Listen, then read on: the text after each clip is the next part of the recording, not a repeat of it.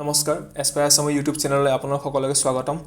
মই ৰিণ্টু তালুকদাৰ আৰু আজি আমি ষ্টাৰ্ট কৰিব ওলাইছোঁ আমাৰ ইণ্ডিয়ান পলিটি সিৰিজৰ lecture 2 making of the constitution আমাৰ সংবিধানখন কি ধৰণে তৈয়াৰ হৈছিল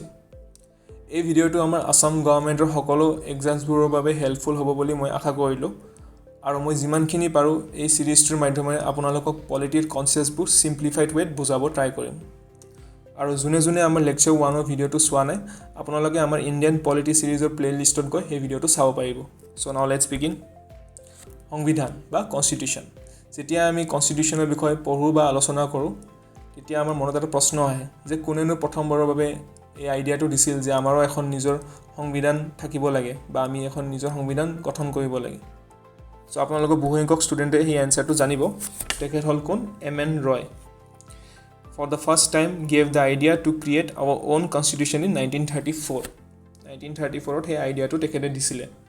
এতিয়া আমি যদি তেখেতৰ বিষয়ে আলোচনা কৰোঁ তেখেত কোন আছিলে a pioneer of communist movement in India তেখেত এখন কমিউনিষ্ট লিডাৰ আছিলে তেখেতে আৰু CPI যোনটো আমাৰ কমিউনিষ্ট পাৰ্টি অফ ইণ্ডিয়াৰ one of the founding members আছিল তাৰপিছত কি হ'ল 1935ত INC ইণ্ডিয়ান নেশ্যনেল কংগ্ৰেছে অফিচিয়েলি ডিমাণ্ড কৰিলে কি কনষ্টিটুৱেণ্ট এছেম্বলি এতিয়া কনষ্টিটুৱেণ্ট এছেম্বলি কিয় ডিমাণ্ড কৰিলে কনষ্টিটুৱেণ্ট এছেম্বলিনো কি সাংবিধানিক সভানো কি বা আমাৰ প্ৰয়োজন কি সেই বস্তুটো এইটোৱে হ'ল কি কোনো কনষ্টিটিউশ্যন এখন একেদিনতে বনাব নোৱাৰে সো আমি এখন সংবিধান বনাব লাগিলে এখন দেশৰ কাৰণে সংবিধান যদি আমি বনাওঁ তেতিয়া আমি কি কৰিব লাগিব ডিছকাশ্যনছ কৰিব লাগিব ডিবেট কৰিব লাগিব তাৰপিছত এমেণ্ডমেণ্টছ আনিব লাগিব হয় না নহয় আলোচনা কৰিব লাগিব তেতিয়াহে আমি যাই থৈ এখন সংবিধান গঠন কৰিব পাৰিম এনেইতো আমি এজন মানুহেতো কৰিব নোৱাৰে হয় না নহয় তো সেইটো কাৰণে আমি কি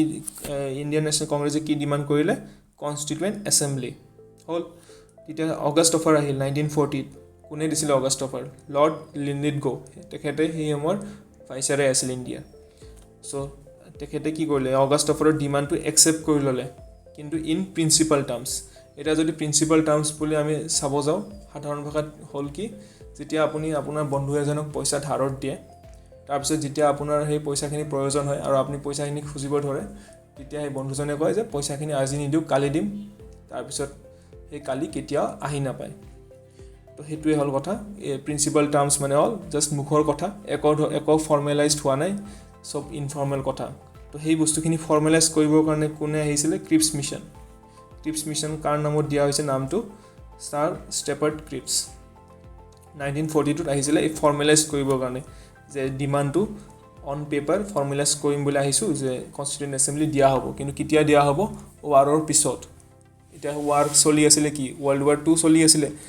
এতিয়া যদি আমি চাব যাওঁ ৱৰ্ল্ড ৱাৰ 2 আৰম্ভ হৈছিল কেতিয়া 1939ৰ পৰা 45লৈকে আৰু ক্ৰিপছ মিছন আহিছিলে 1942ত তো সেই সময়ত যেতিয়া ৱাৰ চলি আহিছিলে কোনোবাই ক'ব পাৰিব নেকি যে ৱাৰটো আৰু নেক্সট 3 বছৰৰ কাৰণে চলিব নেক্সট 2 বছৰৰ কাৰণে চলিব কোনোতো ক'ব নোৱাৰে একোটো ফিক্সড টাইম লিমিট নাছিলে যে ৱাৰখন শেষ কেতিয়া হ'ব কোনেও ক'ব নোৱাৰে তো আজি যদি ৱাৰখন 10 বছৰ চলিলে হয় তেতিয়া কি আমাৰ ইণ্ডিয়ানছবোৰে কি আমাৰ নেশ্যনেল লিডাৰ্ছবোৰে কি 10 বছৰ ৰখি থাকিল হয় নেকি আৰু কনষ্টিটুৱেণ্ট এছেম্বলিৰ কাৰণে তো সেই সময়ত ক্ৰিপছ মিছনে প্ৰপ'জেল দিছিলে কি আমাক ৱাৰৰ পিছত কনষ্টিটুৱেণ্ট এছেম্বলি দিব আৰু কি দিব ডমিনিয়ন ষ্টেটাছ কিন্তু আমি যদি চাব যাওঁ সেই সময়ত আমাৰ নেশ্যনেল মুভমেণ্টৰ ডিমাণ্ড কি আছিলে পূৰ্ণ স্বৰাজ টোটেল ইণ্ডিপেণ্ডেন্স তো কিন্তু সেই টোটেল ইণ্ডিপেণ্ডেন্সৰ ডিমাণ্ডৰ সময়ত তেখেতে আমাক কি দিব আহিছে ডমিনিয়ন ষ্টেটাছ এইটো এনেকুৱা কথা হ'ল যে 2016তে জিঅ'য়ে 4G আনিছে আৰু এতিয়া 2022ত BSNL 4G লঞ্চ কৰিব 2022 15 আগষ্টত তো আপুনি যদি চাব যায় BSNL অলৰেডি সময়তকৈ বহুত পিছত চলি আছে তো সেই একে অৱস্থাই কাৰ আছিলে সেই ক্ৰিপছ মিছনৰ আছিলে যেতিয়া আমি খুজি আছোঁ টোটেল ইণ্ডিপেণ্ডেন্স সিহঁতে দিব আহিছে আমাক কি ডমিনিয়ন ষ্টেটাছ তো একো কামত নাহিব আমি কিয় মানি লওঁ সেই বস্তুটো তো সেইটো কাৰণে মহাত্মা গান্ধীয়ে কি কৈছিলে post dated check drawn on a failing bank তেতিয়া সেই মহাত্মা গান্ধীয়ে এই ষ্টেটমেণ্টটো দিছিলে তো এই ক্ৰিপছ মিছনটো কংগ্ৰেছৰ লগত তালমেল নবহিল কংগ্ৰেছে ৰিজেক্ট কৰিলে তাৰপিছত মুছলিম লীগেও ৰিজেক্ট কৰিলে কাৰণ মুছলিম লীগক ছেপাৰেট কাণ্ট্ৰি লগা আছে সিহঁতক পাকিস্তান লাগে পাই গ'ল তথাপিও চলিব নোৱাৰিলে ভালদৰে চ' আগবাঢ়িছোঁ কম্পজিশ্যন আমাৰ কনষ্টিটুৱেণ্ট এছেম্বলি কেতিয়া গঠন হৈছিলে নৱেম্বৰ 1946ত আণ্ডাৰ কেবিনেট মিছন প্লেন কাৰণ কেবিনেট মিছন প্লেনৰ ভিতৰতে আমাৰ কি হৈছিলে প্ৰপ'জেল আনিছিলে সিহঁতে যে আমি এখন নিজৰ সাংবিধানিক সভা গঠন কৰিব লাগে আৰু এই কেবিনেট মিছনত কোন আহিছিলে তিনিজন মানুহ আহিছিলে mainly Lord Pethick Lawrence Sir Stafford Cripps আৰু এভি এলেকজেণ্ডাৰ আৰু লৰ্ড পেট্ৰিক লৰেন্স আছিলে কোন সেই সময়ৰ আমাৰ secretary of state for India যোনটো মই বুজাই দিছিলোঁ আগৰ লেকচাৰত যে secretary of state for India মানে কি তাৰপিছত ছাৰ ষ্টেফাৰ্ড ক্ৰিপছৰ বিষয়ে জানে আমি অলপ আগতে ডিছকাছ কৰিলোঁ তেখেতৰ বিষয়ে ক্ৰিপছ মিছন চ' সেই সময়ত আমাৰ টোটেল ষ্ট্ৰেণ্ড আছিলে কিমান কনষ্টিটিউৱেণ্ট এছেম্বলিত 389 আছিলে টোটেল ষ্ট্ৰেণ্ড 389 তাৰে ভিতৰত আমাৰ যিখিনি ব্ৰিটিছ ইণ্ডিয়াৰ পাৰ্ট আছিলে সেই 296টা ব্ৰিটিছ ইণ্ডিয়াৰ আণ্ডাৰত আৰু 93টা আমাৰ প্ৰিন্সলি ষ্টেটছ আমি যদি এইটো প্লাছ কৰি দিওঁ কি পাম আমি 389 পাম তাৰপিছত আমি যদি চাব যাওঁ সেই সময়ত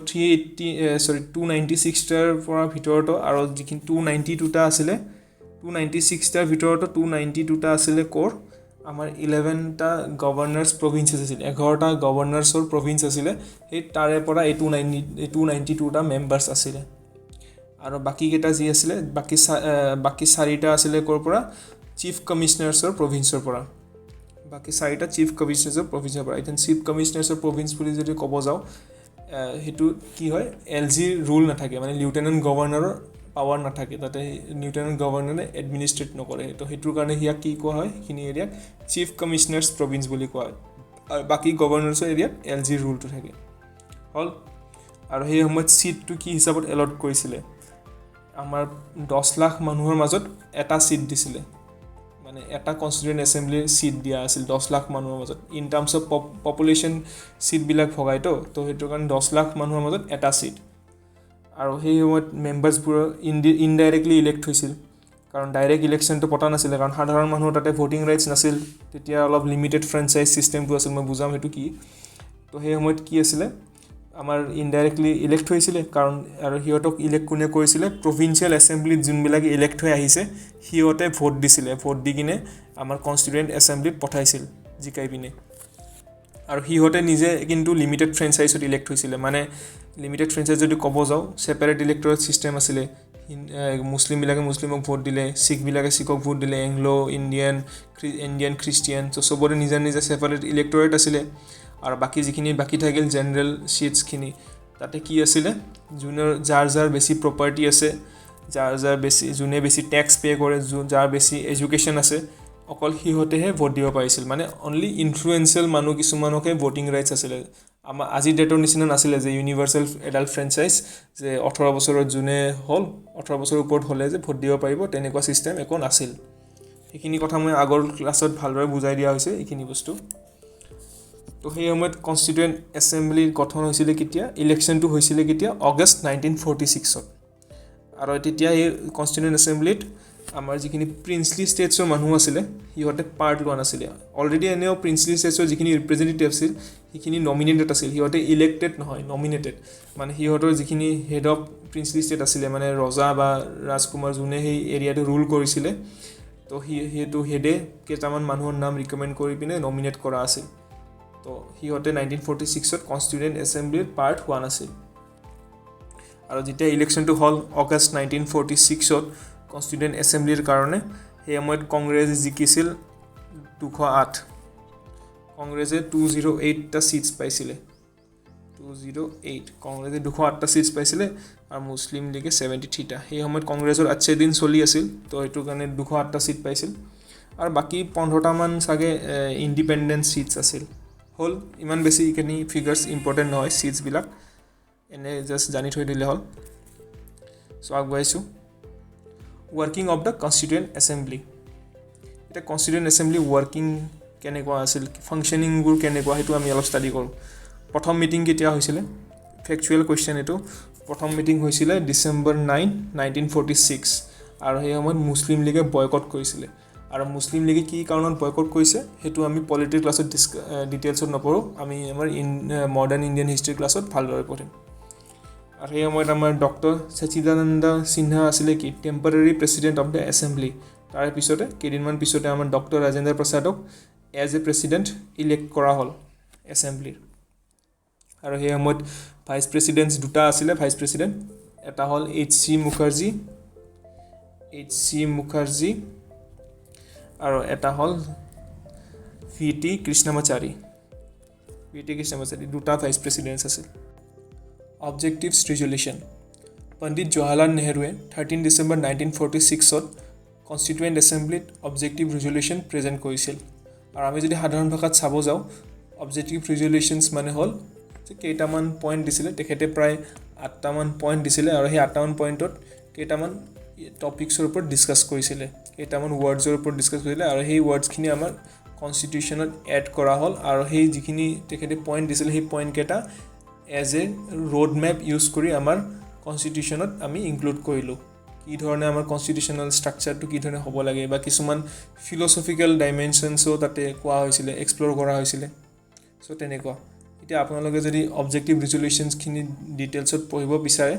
তো আপুনি যিকোনো ষ্টেণ্ডাৰ্ড পলিটিৰ বুকত পাই যাব যেনেকৈ আমাৰ এম লক্ষ্মীকান্ত হওক বা ডি বাসু হওক বা আৰু বেলেগ বহুতো কিতাপ আছে এভেইলেবল হয় তো তাতে আপোনালোকে পাই যাব কিন্তু পঢ়ি একো লাভ নাই চ' আপোনালোকে ইয়াত মনত ৰাখিব লগা ইম্পৰ্টেণ্ট পইণ্টটো হ'ল যে জাষ্ট ডেটটো যে কেতিয়া প্ৰেজেণ্ট কৰিছিলে কেতিয়া অবজেক্টিভ ৰিজলিউশ্যনছ তেখেতে দিছিলে কনষ্টিটিউৱেণ্ট এছেম্বলিত সেইটো হ'ল 13 ডিচেম্বৰ 1946 আৰু সেইটো এডপ্ট কেতিয়া হৈছিলে জানুৱাৰী 22 1947 ইউনানিমাছলি এডপ্ট হৈছিলে মানে কোনো বিৰোধিতা কৰা নাছিলে চবে নিজৰ সন্মতি জনাইছিল আৰু সেইটোৰে এই অবজেক্টিভ ৰিজলিউশ্যনৰে আমাৰ মডিফাইড ভাৰ্চনটো হ'ল কি প্ৰিএম্বল আজি ডেটত যোনটো আমাৰ সংবিধানত বা কনষ্টিটিউশ্যনত যোনটো প্ৰিএম্বল আছে সেই প্ৰিএম্বলটোৱে এই অবজেক্টিভ ৰিজলিউশ্যনৰ মডিফাইড ভাৰ্চন যদি আপুনি জেনুইনলি পঢ়িব বিচাৰে তেনেহ'লে এই প্ৰিএম্বলখন পঢ়িব আৰু পাৰিলে বাই হাৰ্ট কৰিব কাৰণ এক্সামত প্ৰিএম্বলৰ পৰা বহুত কুৱেশ্যনছ আহে হ'ল ইয়াত জানিব লগা পইণ্ট মাত্ৰ ডেট দুটা ইম্পৰ্টেণ্ট আৰু মডিফাইড ভাৰ্চনটো হ'ল চ' আগবাঢ়িছোঁ changes by the independence act of 1947 এতিয়া ইণ্ডিয়ান ইণ্ডিপেণ্ডেঞ্চ এক্ট অফ 1947ৰ কাৰণে আমাৰ কনষ্টিটুৱেণ্ট এছেম্বলিত কি কি চেঞ্জেছ আহিল এতিয়া প্ৰথমতে যদি চাব যাওঁ যিবিলাক প্ৰিন্সি ষ্টেটছে কৈ আছিলে আপন ঝুকেগা নেহি সিহঁতে ঝুকি গ'ল আৰু আমাৰ কনষ্টিটুৱেণ্ট এছেম্বলিৰ পাৰ্ট হৈ গ'ল তাৰপিছত আমাৰ কনষ্টিটুৱেণ্ট এছেম্বলি এটা ফুল্লি ছ'ভেৰিন বডি হৈ গ'ল মানে আমাক পাৱাৰ দি দিলে সেই ইণ্ডিয়ান ইণ্ডিপেণ্ডেঞ্চ এক্ট অফ 1947টোৱে যে ব্ৰিটিছ পাৰ্লিয়ামেণ্টে যিবিলাক নিয়ম বনাইছিল ভাৰতৰ কাৰণে সেইবিলাক আমি হয়তো এব্ৰগেট কৰিব পাৰোঁ নহ'লে বা অল্টাৰো কৰিব পাৰোঁ এব্ৰগেট মানে হ'ল একেবাৰে নোহোৱা কৰি পেলাব পাৰোঁ বা ডিছমিছ বা ৰিপিল কৰিব পাৰোঁ আৰু অল্টাৰ মানে কি আমি কিছুমান সধৰণি কৰিব পাৰোঁ তাতে হ'ল তাৰপিছত আমাৰ কি হৈ গ'ল এছেম্বলিটো পাৰ্টলি লেজিছলেটিভ বডিও হৈ গ'ল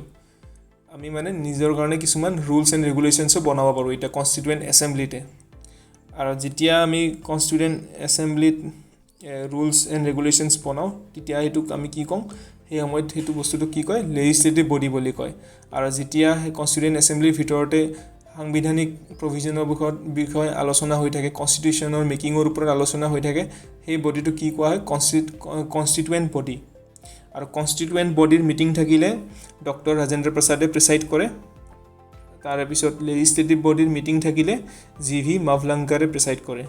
আৰু সেই নেচাৰটোৰ কাৰণে আমাক কি কোৱা হৈছিলে কনষ্টিটুৱেণ্ট এছেম্বলিটোক first parliament of free India বুলি কোৱা হৈছিলে বা ডমিনিয়ন লেজিছলেটিভ মানে সেই সময়ত ডমিনিয়ন পিৰিয়ড চলি আছিলে 15 আগষ্ট 1947ৰ পৰা 26 জানুৱাৰী 1950লৈকে তাৰপিছত যেতিয়া আমাৰ নিজৰ কনষ্টিটিউশ্যন ভালদৰে এনফৰ্চ হ'ল তেতিয়া আমাৰ ডমিনিয়ন পিৰিয়ড শেষ হৈ গ'ল হয় না নহয় তো সেই সময়ত সেইটো আনঅফিচিয়েলি কি কোৱা হয় first parliament of free India constituent assembly হ'ল তাৰপিছত আমাৰ নেক্সট আহিব আদাৰ ফাংচনছ পাৰফৰ্মড এতিয়া কিছুমান আদাৰ ফাংচনছো পাৰফৰ্ম হৈছিলে যেনেকৈ it ratified India's membership to the commonwealth ইণ্ডিয়াৰ মেম্বাৰশ্বিপখিনি ৰেটিফাই কৰা হৈছে তাৰপিছত it adopted the national flag on July 22 1947 আমাৰ যিখিনি জাতীয় পতাকা সেইখন এডপ্ট কৰা হৈছিলে তাৰপিছত আমাৰ ইট এডপ্টেড নেশ্যনেল এন্থেম আমাৰ নেশ্যনেল এন্থেম জনগণ মনটো এডপ্ট কৰা হৈছিলে it adopted the national song Bande Mataram টো এডপ্ট কৰা হৈছিলে আৰু it elected doctor Rajendra Prasad as the first president of India on January 24 1950 হৈ গ'ল এইখিনি কিছুমান এডিশ্যনেল ফেক্টছ আপোনালোকে মনত ৰাখিব এক্সপ্লেইন কৰিব লগা ইয়াত বিশেষ একো নাই জাষ্ট মনত ৰাখি গ'লে হ'ল এইখিনি চ' আগবাঢ়িছোঁ মেজৰ কমিটিজ ইয়াত কেইটামান মেজৰ কমিটিজৰ নাম দিয়া আছে যোনটো কনষ্টিটুৱেণ্ট এছেম্বলিৰ আণ্ডাৰত গঠন কৰা হৈছিল সো ইয়াত আমাৰ প্ৰথমতে আছে ইউনিয়ন পাৱাৰ্ছ কমিটি তাৰ চেয়াৰমেন আছিলে কোন পণ্ডিত জৱাহৰলাল নেহৰু তাৰপিছত ইউনিয়ন কনষ্টিটিউশ্যন কমিটি তাৰেও চেয়াৰমেন পণ্ডিত জৱাহৰলাল নেহৰুৱে আছিল তাৰপিছত প্ৰভিন্সিয়েল কনষ্টিটিউশ্যন কমিটি তাৰে চেয়াৰমেন আমাৰ iron man of India Sardar Vallabhbhai Patel আছিল আৰু আমাৰ most important committee drafting committee তাৰ চেয়াৰমেন আছিল কোন ডক্টৰ বি আৰ আম্বেদকাৰ তাৰপিছত আহিব advisory committee on fundamental rights minorities and tribal and excluded areas আৰু তাৰ চেয়াৰমেন আছিল আমাৰ চৰ্দাৰ বল্লভভাই পেটেল আৰু এইখন কমিটিৰ আণ্ডাৰতে আৰু 5টা বেলেগ কমিটিজ আছিল সাব কমিটিজ আছিল আৰু সেইকেইটা সিমান বেছি ইম্পৰ্টেণ্ট নহয় জাষ্ট এইখিনি জানি থ'লে হ'ল তাৰপিছত নেক্সট আছে rules of procedure committee chairman আছিল ডক্টৰ ৰাজেন্দ্ৰ প্ৰসাদ তাৰপিছত ষ্টেটছ কমিটি চেয়াৰমেন আছিল পণ্ডিত জৱাহৰলাল নেহৰু তাৰপিছত ষ্টিয়াৰিং কমিটি আকৌ চেয়াৰমেন ডক্টৰ ৰাজেন্দ্ৰ প্ৰসাদ হ'ল তাৰপিছত কেইটামান মাইনাৰ কমিটিছো আছিলে যোনটো আমি ইয়াত নপঢ়াওঁ কাৰণ সেইখিনি বেছি ইম্পৰ্টেণ্ট নহয় সো আগবাঢ়িছোঁ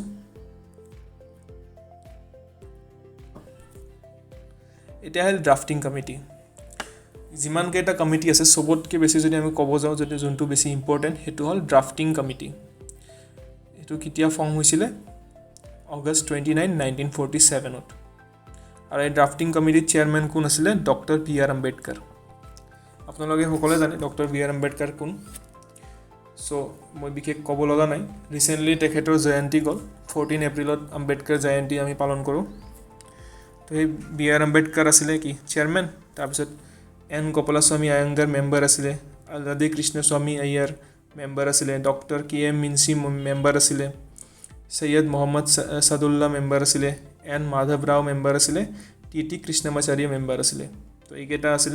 ড্ৰাফটিং কমিটিৰ মেম্বাৰ তো কেতিয়াবা কুৱেশ্যনৰ এক্সামত কুৱেশ্যন আহি যায় কেইজনমানৰ নাম দিব তাত কোনোবা বেলেগ এজনৰ নাম সোমাই দিব ধৰি লওক চৰ্দাৰ বল্লভভাই পেটেলৰ নাম সোমাই দিলে আৰু ক'ব যে কোনজন ইয়াত ড্ৰাফটিং কমিটিৰ মেম্বাৰ নহয় তো সেইটোৰ কাৰণে আপুনি এই ড্ৰাফটিং পাৰিলে ড্ৰাফটিং কমিটিৰ গোটেইকেইটা মেম্বাৰ্ছৰ নাম মনত ৰাখি থ'ব এইটো ইম্পৰ্টেণ্ট আৰু এই ড্ৰাফটিং কমিটিৰ মেইন কামটো কি মেইন কাম হ'ল কি কনষ্টিটিউশ্যনখন লিখা এতিয়া এনেকুৱা নহয় যে ইহঁতে হাতেদি লিখিছিলে সেইটো বেলেগ মেইন কি কোনটো পেজ কোনটো আৰ্টিকেল আগত আহিব কি ধৰণে কনষ্টিটিউশ্যনৰ ফাৰ্ষ্ট চেপ্টাৰটো কি হ'ব তাৰপিছত ছেকেণ্ড কিহৰ ওপৰত লিখিব তো সেই গোটেইখিনি এটা ড্ৰাফ্ট বনাব লাগিব তো সেই কামখিনি দায়িত্বখিনি কাৰ আছিলে ড্ৰাফটিং কমিটিৰ আৰু সিহঁত ড্ৰাফটিং কমিটিয়ে আমাৰ কনষ্টিটিউশ্যনৰ প্ৰথমটো ড্ৰাফ্ট ছাবমিট কৰিছিলে কেতিয়া ফেব্ৰুৱাৰী 1948 আৰু আমি যদি চাব যাওঁ অভাৰঅল মানে এনেকমেণ্ট হোৱালৈকে ড্ৰাফটিং আমাৰ কনষ্টিটিউশ্যনৰ টোটেল 141 ডেজ ড্ৰাফটিং কমিটিৰ মিটিং হৈছিলে 141 ডেজ হ'ল ড্ৰাফটিং কমিটিৰ এই নাম মেম্বাৰ্ছবোৰৰ নাম মনত ৰাখি ল'ব চ' next enactment of the constitution ইয়াত লিখা আছে the constitution as adopted on November 26, 1949 contained a preamble 395 articles and 8 schedules so ইয়াত বিশেষ বেছি একো লিখা নাই কিন্তু মই ইয়াত আপোনাক এটা কাহিনী কম আৰু হেতু attentively শুনিব ডক্টৰ বি আৰ আম্বেদকাৰে final draft of the constitution present কৰিছিলে নৱেম্বৰ 4, 1948 কনষ্টিটুৱেণ্ট এছেম্বলিৰ সন্মুখত 4 November 1948 final draft of the constitution present কৰিছিলে কনষ্টিটুৱেণ্ট এছেম্বলিৰ সন্মুখত প্ৰথম ৰিডিঙৰ বাবে ফাৰ্ষ্ট ৰিডিঙৰ বাবে আৰু সেই কনষ্টিটুৱেণ্ট এছেম্বলি মেম্বাৰ্ছবোৰে সেইটো পঢ়োঁতে সময় লাগিছে কিমান 5 দিন চ' 9 November 1948 ফাৰ্ষ্ট ৰিডিং চেছ ফাইনেল ড্ৰাফ্টখনৰ তাৰে পিছত ছেকেণ্ড ৰিডিঙৰ কাৰণে পঠিয়ালে ফাইনেল ড্ৰাফ্টখন কেতিয়া November 15, 1948 আৰু এই ছেকেণ্ড ৰিডিঙত কি কৰিছিলে প্ৰথমবাৰটো ওপৰে পঢ়িছিলে কিন্তু ছেকেণ্ডবাৰ ক্লজ বাই ক্লজ পঢ়িছিলে মানে একদম ডিটেইলছত আৰু ছেকেণ্ড ৰিডিং কৰা ষ্টাৰ্ট দিছিলে কেতিয়া 15 November 1948 আৰু শেষ হৈছিল কেতিয়া 17 October 1949 কাৰণ ডিটেইলছত পঢ়িছিলে একেবাৰে ক্লজ বাই ক্লজ পঢ়িছিলে তো এক বছৰ সময় লাগি গ'ল আৰু সেই সময়ত টোটেল প্ৰায় কনষ্টিটিউয়েণ্ট এছেম্বলিৰ মেম্বাৰবোৰে প্ৰায় 7,500 মান এমেণ্ডমেণ্টছ প্ৰপ'জ কৰিছিলে। তাৰে ভিতৰত মই এপ্ৰক্সিমেটলি কৈছোঁ, একজেক্ট ফিগাৰটো মই নাজানো, মনত নাই। তাৰে ভিতৰত প্ৰায় 2,400টা প্ৰপ'জেলছ এছেম্বলিত ডিছকাশ্যনৰ কাৰণে এপ্ৰুভ কৰিলে। যিখিনি সিহঁতে প্ৰপ'জ কৰিছিল এমেণ্ডমেণ্টছ, সেইখিনি তাৰে ভিতৰত প্ৰায় 2,400টাহে ছিলেক্ট কৰিলে যে এইখিনি এমেণ্ডমেণ্টৰ ওপৰত ডিছকাশ্যন হ'ব। এপ্ৰক্সিমেটলি 2,400, ইয়াতকৈ অলপ বেছিয়ে আছিলে। আৰু থাৰ্ড ৰিডিং ষ্টাৰ্ট হ'ল কেতিয়া? 14 নৱেম্বৰ 1949ত। ছেকেণ্ড ৰিডিং শেষ হৈছিল কেতিয়া? 17 অক্টোবৰ 1949ত। তাৰে প্ৰায় এমাহ পিছত কি হ'ল? থাৰ্ড ৰিডিং ষ্টাৰ্ট হ'ল। থাৰ্ড এণ্ড ফাইনেল ৰিডিং সেইটো হ'ল কেতিয়া? 14 নৱেম্বৰ